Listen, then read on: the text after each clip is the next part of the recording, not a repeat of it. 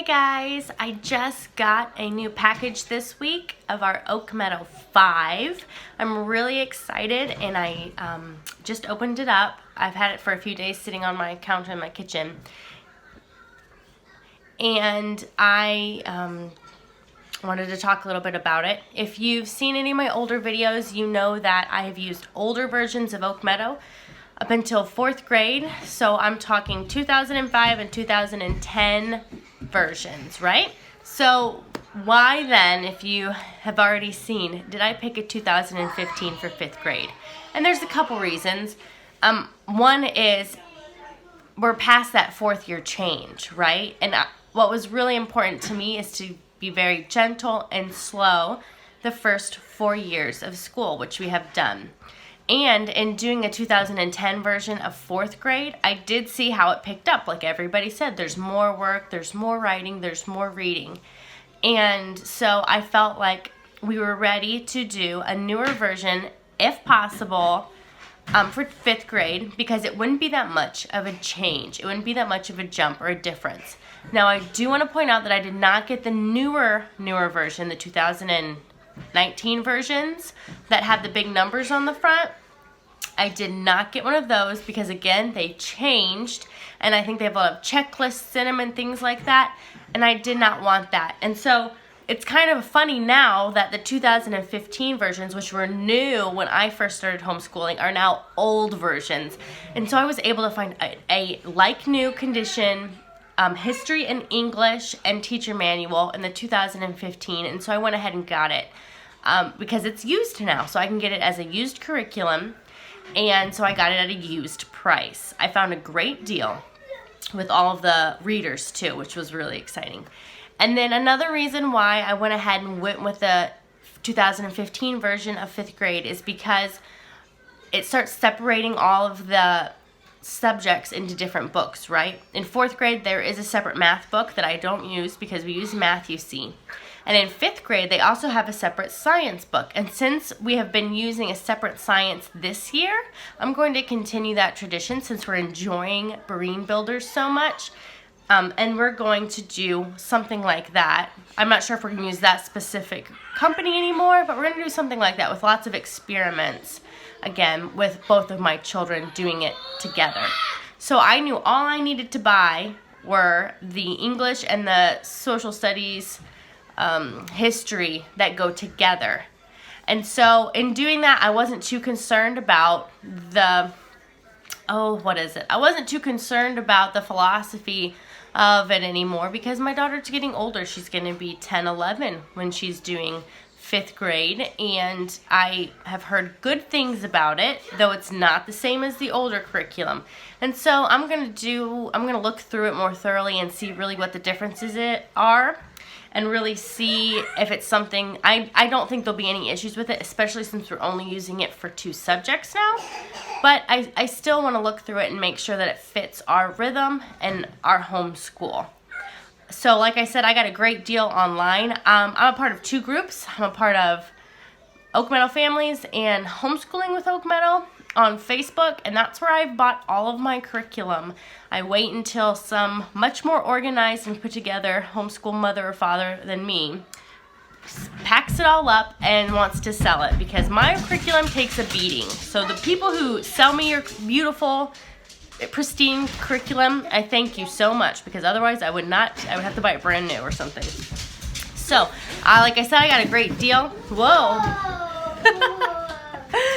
Okay, go ahead and you can put the box down. So, like I said, I got a great deal on this. I got all of the readers, and then I got the English and the history book and the teacher manual all together, and I spent $240. Now, I'm sure you can find it cheaper, maybe if you waited it out, but it seemed like a great price for me for exactly what I wanted. So I'm not going to have to buy any English or any social studies history. All I'm going to have to do is get my math and get my science, and that's it. And so I'm really excited about that. One thing I did want to share, and she mentioned it to me when I purchased her little package here, is that she got this one right here.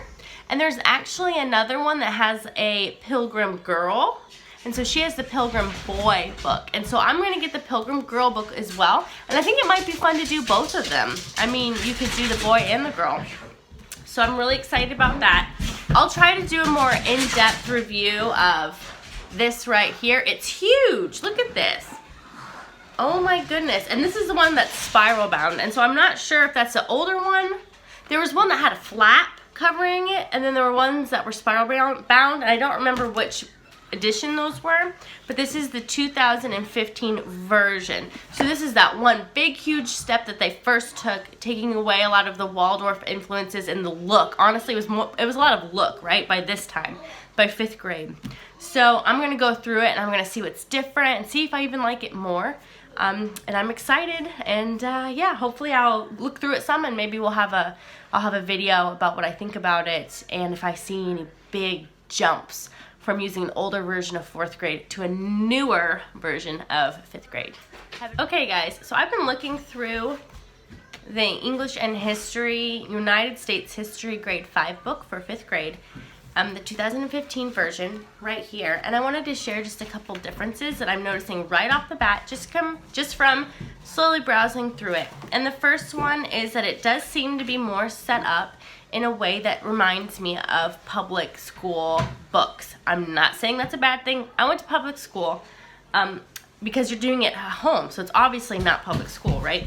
But it's set up similar to that, and I'll explain to you why I'm saying this.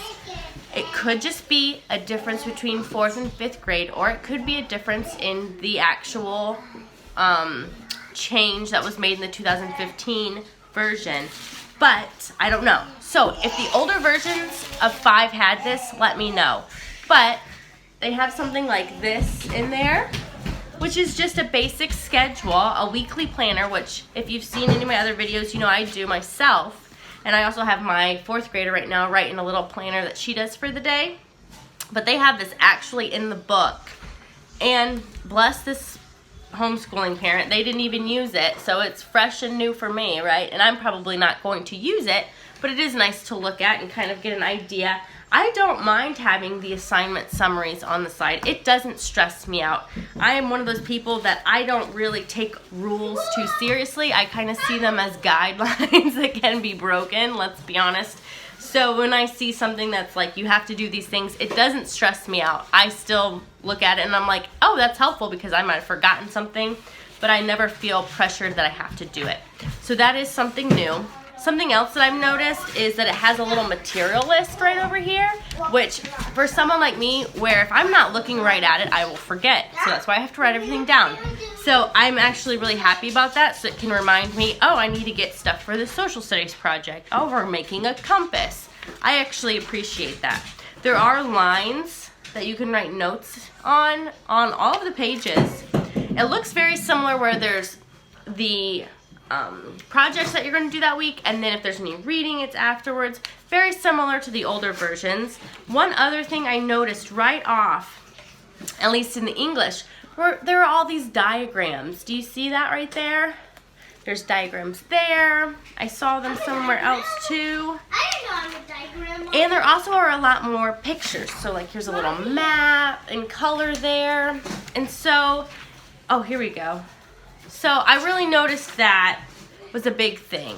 I don't remember seeing any type of diagrams in the other one. In fact, it was almost had, in some instances, too little of information, because then I was kind of like, well, what am I supposed to do? And so I had to really sit down and think about what I was going to do, if I had to make my own diagrams, if I had to make my own things on our main lesson book about what goes where, so we can try to remember it. And then one other thing that's a huge difference. Now, if this is in the 5th grade 2010, then it's not a difference, it's just a difference in grades. But this might be a difference in the volume, in the, why can't I think of the word? It's like the new version. The new version. Right here. These learning assessments. Some people do assessments, some people do grades. I personally, I don't. My children don't get grades. They don't get assessments other than me paying attention to if they're catching on to something or not. Or their own assessments, like when they do their math tests. The only tests that I have my children do are in their math, and I have them do unit tests. tests. So they don't even do tests after each lesson. They do a unit test. And it's really to get them to learn that all a test is to kind of gauge how much you remember. And then we can look at it and say, oh, I need help with this, and we're going to go back and do it. So there's no stress on grades or passing or failing or anything like that. It's all about bettering oneself and understanding that a test really is just you testing yourself on your knowledge, so you know what you need to go back and practice and work on. So there's no competition, there's no stress on making something or not making something. It's all about self-determination and being able to self-actualize and to realize where you need to be and what you want, what your goals are. So this learning assessment actually I think is more of like an adult thing, although it is in the children's book. So if you're someone who does not even want the idea of assessments to come up, you might not like that this is in the children's book. It's not in the teacher's manual. So they'll look at that, and if you have a child who also is very self-critical, and they might look at this and it might be a trigger to start being really critical on their work. So really, I mean, it doesn't look bad though. It's like social studies. Do you identify locations on a map? Can you trace travel routes? Can you convey knowledge about early explorations? Can you record data? And can you organize data? Which is, as homeschool parents, a lot of times we just have that information in our heads, right? So if you're a parent, you probably do this already to some extent in your head, but I would say the only questionable thing is that this is actually in the child's book. It's not in the teacher manual. So they're seeing these assessments. And you know what? They might even be self-assessments. I should probably go back and see. Are they self-assessing what they're doing? See, this is what happens when I didn't actually look all through the book. Use these assessment rubrics to track student progress and make notes. Okay, so I think that this is actually for maybe enrolled students, that they have to do this. Because I'm also seeing a lot of little like bits where it says like for enrolled students, which I don't remember seeing it all in any of the older curriculum. All right, that's all I see right now. Let me know if that's just a newer version thing or if that's just a 5th grade thing. And I really am going to go now and get the rest of my stuff done that I have to do today. Thanks for watching, guys. Did anybody else love this book as a kid? Oh my goodness, I remember reading this book over and over and over, probably about 4th or 5th grade. This was one of my favorite books, and I can't even tell you the full story now because I don't remember it, but I loved this book. So this is exciting that we're gonna read it again. Yeah.